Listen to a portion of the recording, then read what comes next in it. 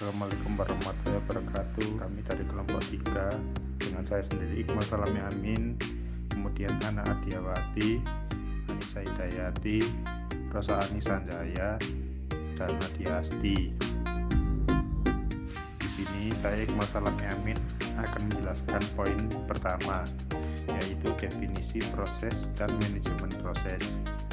Suatu proses didefinisikan sebagai integrasi sekuensial dari orang, material, metode, dan mesin atau peralatan dalam suatu lingkungan guna menghasilkan nilai tambah output untuk pelanggan.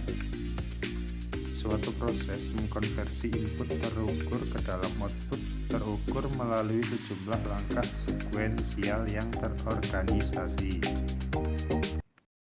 Saya Anissa Hidayati akan menjelaskan tentang langkah-langkah perbaikan proses. Ada beberapa langkah-langkah perbaikan proses. Yang pertama, kita harus bisa mendefinisikan masalah proses. Kemudian, identifikasi dan dokumen proses. Setelah itu, mengukur performa. Nah, setelah mengukur performa, memahami mengapa suatu masalah proses terjadi. Dan kemudian, kita kembangkan dan uji ide-ide. Yang terakhir, implementasi solusi dan evaluasi. Saya Rosa Ani Sanjaya akan menjelaskan poin ketiga, yaitu contoh perbaikan proses pada perusahaan Ford. Metodologi perbaikan proses dari Ford terdiri atas 7 tahap. A. Identifikasi kesempatan. B. Definisi ruang lingkup. C. Analisis proses. D. Menentukan perubahan proses. E. Memulai dan menguji perubahan yang diajukan. F. Implementasi perubahan. G. Peningkatan atau perbaikan proses terus-menerus. Keterlibatan manajemen Ford dalam perbaikan proses dimulai dari manajemen puncak melalui penetapan sasaran bisnis dan diidentifikasi dengan isu-isu strategi lainnya. Nama saya Nadia Asti Agustin.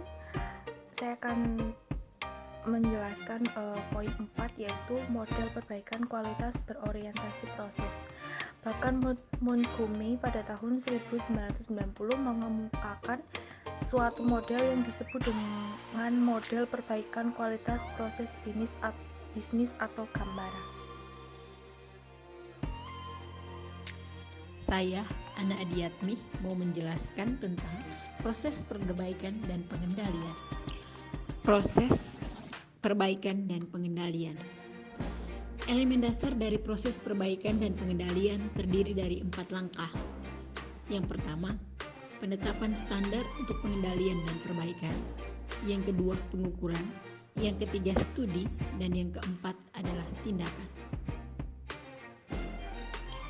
Model perbaikan kualitas proses bisnis mengkaji keseluruhan rantaian pemasok pelanggan di masa suatu kebutuhan pelanggan merupakan masukan bagi industri untuk diteruskan kepada pemasok. Para peserta yang terlibat dalam manajemen proses terstruktur adalah sponsor, koordinator, pemilik proses, penasihat manajemen. Pengendalian kinerja proses meliputi preliminary control, operational control, reward control, dan damage control. Kami Dari Kelompok 3 Mengucapkan terima kasih.